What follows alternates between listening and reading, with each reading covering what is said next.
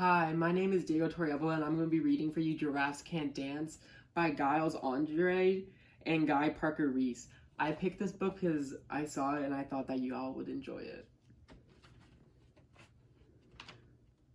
Gerald was a tall giraffe whose neck was long and slim, but his knees were awfully crooked and his legs were rather thin. He was very good at standing still and munching shoots off trees, but when he tried to run around, he buckled at the knees. Now every year in Africa they hold the jungle dance, where every single animal turns up to skip and prance. And this year when the day arrived, poor Gerald felt so sad because when it came to dancing he was really very bad. The warhawk started waltzing and the rhinos rock and rolled. The lions danced a tango that was elegant and bold. The chimps all did a cha-cha with a very Latin feel, and 8 baboons then teamed up for a splendid Scottish reel. Gerald swallowed bravely as he walked toward the floor, but the lions saw him coming, and they soon began to roar.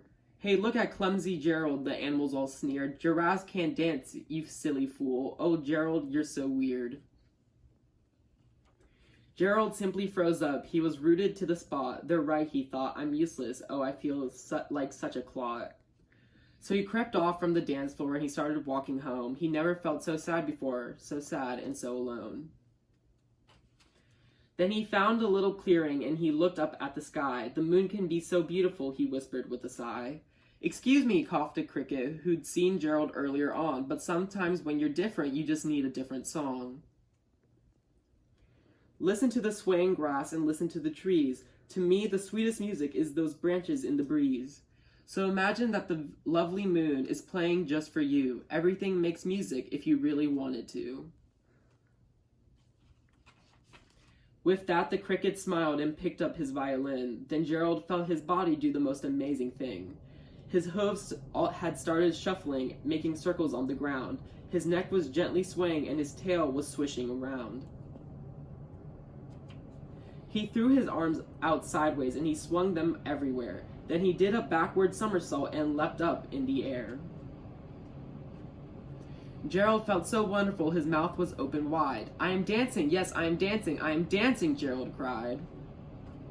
Then, one by one, each animal who had been there at the dance arrived while Gerald boogied on and watched him quite entranced. They shouted, "It's a miracle, we must be in a dream. Gerald's the best dancer that we've ever seen." "How did you learn to dance like that? Please, Gerald, tell us how." But Gerald simply twirled around and finished with a bow. Then he raised his head and looked up at the moon and stars above.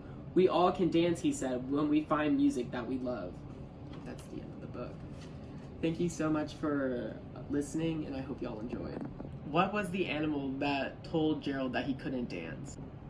And then my last question is, what animal showed Gerald that he really can dance?